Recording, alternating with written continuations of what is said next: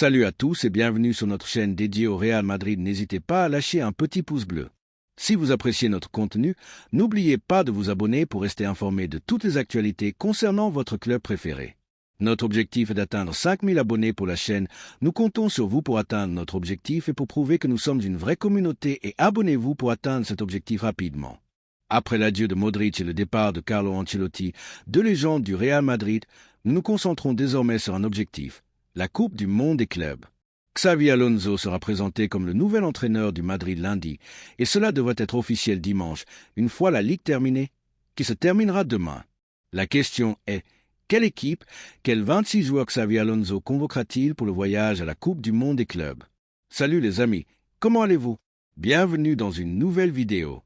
Aujourd'hui, nous commençons à penser à l'avenir. Nous avons eu beaucoup de mal avec le départ de Carlo Ancelotti et de Luka Modric. Il reste encore leurs adieux demain au Bernabéu. Je vous avoue que je vais pleurer, c'est sûr. J'ai déjà été ému par les vidéos qui sont sorties. Alors imaginez demain quand nous les verrons pour la dernière fois au stade Santiago Bernabéu.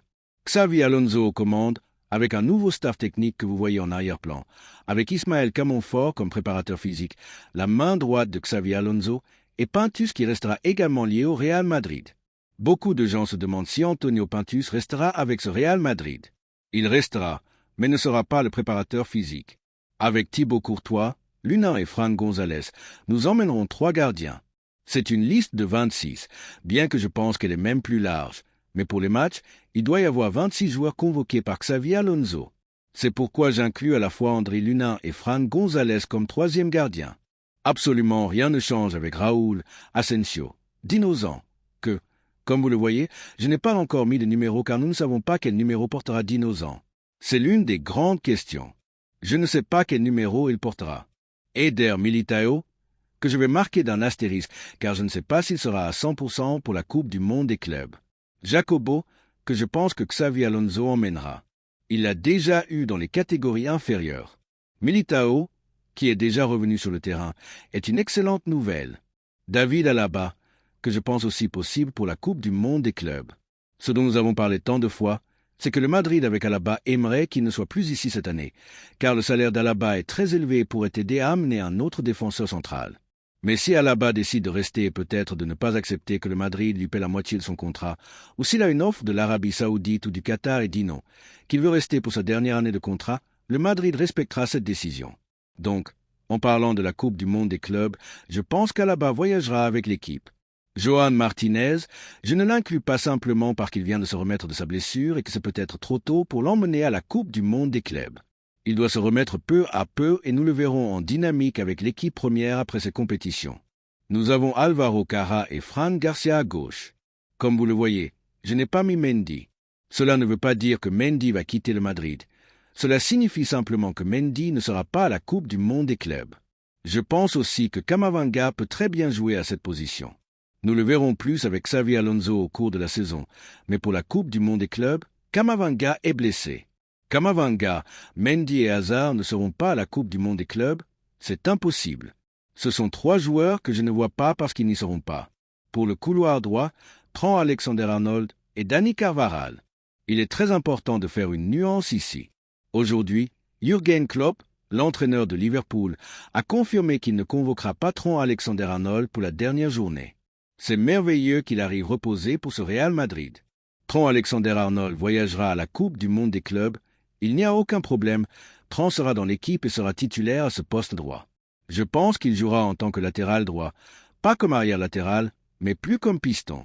Nous verrons cela dans les premiers jours de Xavi Alonso.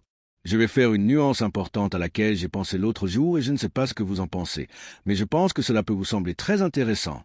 Dani Carvajal peut être utilisé ici comme piston, mais il peut aussi être utilisé en tant que défenseur central. Carvajal, comme vous le savez, vient de se remettre de sa blessure. Il va réintégrer peu à peu l'équipe première. Il voyagera à la Coupe du Monde des clubs comme il l'a confirmé, et nous verrons s'il peut avoir des minutes peu à peu.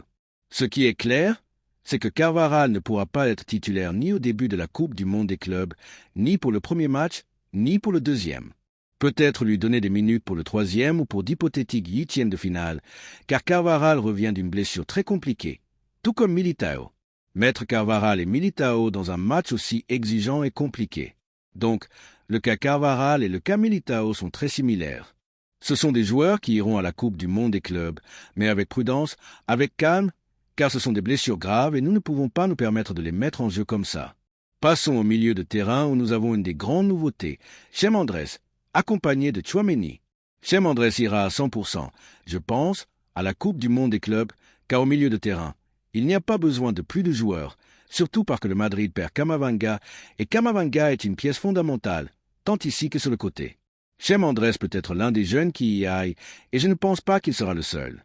Nous allons en reparler car d'autres peuvent y aller. Peut-être Paul Fortuny. Il y a beaucoup de jeunes qui montrent qu'ils peuvent y aller, et cela sera analysé par Xavi Alonso avec le staff. Une chose importante, une nuance importante. Cette année, selon les dernières informations, Alvaro Arbeloa s'occupa du Castilla. C'est-à-dire qu'il sera main dans la main avec Xavi Alonso et sera, à mon avis, le complément idéal, l'homme qui aidera et conseillera Xavi Alonso sur les joueurs qui se distinguent le plus, à qui nous pouvons donner une opportunité à un moment donné. Jude Bellingham, Dani Ceballos, Fed Valverde, Luka Modric. Comme je l'ai dit avant, Luka Modric dit adieu au Madrid demain, c'est-à-dire qu'il dit adieu au Bernabéu, mais pas au Real Madrid. Il quittera le Madrid après la Coupe du Monde des clubs en soulevant la Coupe du Monde des clubs en tant que capitaine. Ce serait une fin historique, une fin poétique, et nous l'espérons tous. Ce sont les seuls milieux de terrain qui iront, c'est clair. Comme je l'ai dit avant, il y a de jeunes joueurs qui peuvent rejoindre la liste, et nous allons en parler maintenant. Comme vous le voyez, je ne mets aucune nouvelle incorporation pour la Coupe du Monde des clubs, car je pense que le Madrid ne se renforcera plus pour cette compétition. Après, peut-être que 2 ou 3 autres viendront, selon. Pour le couloir droit, comme Trent Alexander-Arnold va jouer ici en tant que titulaire et Fed va jouer en tant que titulaire, attention, ne regardons pas ce changement pendant les matchs en sortie de balle. Valverde en tant que couloir et Trent Alexander-Arnold en tant qu'intérieur. Attention, ne le voyons pas avec Xavi Alonso. Je pense que c'est une nuance importante à laquelle vous n'avez peut-être pas prêté attention. Mais Trent, nous savons qu'en sortie de balle, il est un joueur fondamental. Vous laissez tout le couloir à Valverde, vous l'utilisez en tant que piston et Trent Alexander-Arnold vient en tant qu'intérieur pour essayer de sortir le ballon joué, vous faites des carrés, des triangles en sortie de balle, et Valverde, qui est une balle ici, peut apporter beaucoup. Je parle de sortie de balle. Après, en positionnement, vous savez que Trent sera à sa position et Fed sera box-to-box, mais le bon point d'avoir Valverde et Trent Alexander-Arnold est qu'à tout moment, ils peuvent échanger leur position. C'est un duo qui peut être clé dans ce nouveau Real Madrid de Xavi Alonso. Je le vois de cette manière. Continuons avec la partie offensive. Une fois le milieu de terrain passé en revue, Jude Bellingham, je fais une mention rapide. Il sera opéré après cette Coupe du Monde des clubs, mais il sera à la Coupe du Monde des clubs avec le Real Madrid. Comme vous le voyez, j'ai mis Vinicius, Arda, Mbappé comme titulaire. Nous verrons si c'est cela avec Bellingham ici, Arda en tant qu'intérieur, ou si finalement le titulaire est Rodrigo. J'insiste à nouveau sur la position de Rodrigo Gos ici en tant que numéro 10. Je mets Rodrigo pour la Coupe du Monde des clubs parce que Rodrigo restera pour la Coupe du Monde des clubs.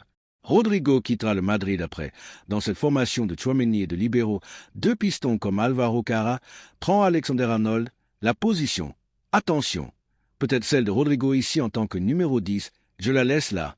Je peux aussi comprendre que Xavi Alonso, au début, et je pense que ce sera le cas, ira avec Arda Güler comme titulaire, car je pense qu'il apportera beaucoup de créativité au milieu de terrain.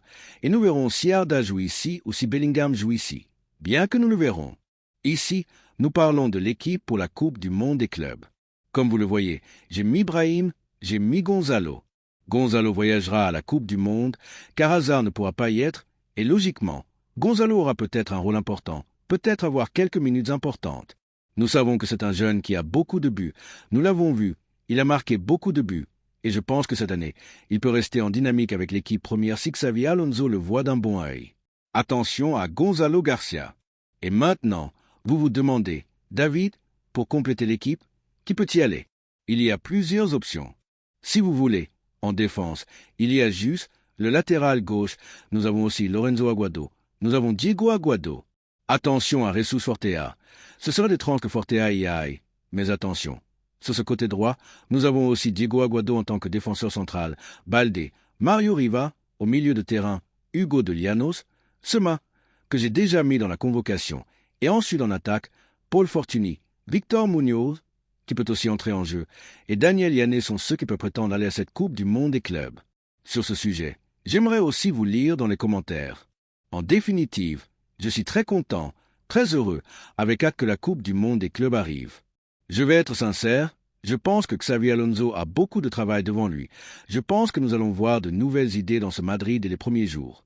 Comme je l'ai dit, ne vous concentrez pas seulement sur un schéma dans le Madrid de Xavi Alonso, car ce ne sera pas un schéma pur, mais il changera, il fera de rotation. Ce ne sera pas un schéma à 3 défenseurs centraux. En fait, Tchouaméni sera libéraux à certains moments et à d'autres non, et ainsi de suite avec un autre défenseur central qui peut être là. Pour Florentino Pérez, cette compétition est vitale, très importante. Nous voulons faire une bonne performance. Ce sera très difficile, bien sûr. Nous parlons de l'équipe très préparée pour cette Coupe du Monde des clubs et ce sera un tournoi très important, un tournoi qui se dispute tous les 4 ans et qui verra les meilleurs clubs du monde participer. Comme je le dis, ce seront probablement 25. Il en manquerait un, peut-être Victor Muñoz en attaque, 26 convoqués pour le mondial. Peut-être que nous aurons une surprise et que Nico Paz viendra. Attention, Nico Paz viendrait pour renforcer le milieu de terrain. Mais cela m'étonnerait beaucoup que pour la Coupe du Monde des clubs, le Madrid ait déjà Nico Paz ou une autre incorporation au milieu de terrain. Je pense que nous irons avec cela. Seulement 3 fichages et après, Florentino en fera d'autres en fonction aussi de la performance de l'équipe et des sensations de Xavi Alonso. Comme je le dis, un milieu de terrain. Je pense que 2 viendront à ce Real Madrid. Un sera après le départ de Modric, un viendra sûrement. Donc, rien de plus, les amis. Sur ce sujet et bien plus encore, je veux vous lire dans les commentaires. Je voulais vous faire quelques indications sur ce avec quoi nous allons à la Coupe du Monde des clubs. Laissez-moi vos impressions sur ce Real Madrid et Xavi Alonso qui arrive. Quelle excitation avez-vous? Pensez-vous que nous devrions aussi amener un milieu de terrain pour le mondial? Que pensez-vous de Nico Paz? Que va-t-il se passer avec Florian Bissek? Enfin, toutes ces dernières heures où je me creuse la tête, et nous ne savons pas encore ce qui va se passer avec l'avenir du milieu de terrain. Comme je le dis et me répète, demain, adieu à Carlo Ancelotti et Luka Modric. Le Bernabéu pleure, nous pleurons tous. Dimanche, annonce officielle de Xavi Alonso, lundi présentation. Et à partir de là, au travail, Xavi Alonso déjà à Valdebar pour préparer à 100% cette Coupe du Monde des clubs. Ce fut un plaisir, comme toujours, les amis. Merci d'avoir regardé cette vidéo et j'espère que cette vidéo vous a plu. N'hésitez pas à lâcher un petit pouce bleu, vous abonner à la chaîne et à activer la cloche pour ne rien manquer des prochaines vidéos.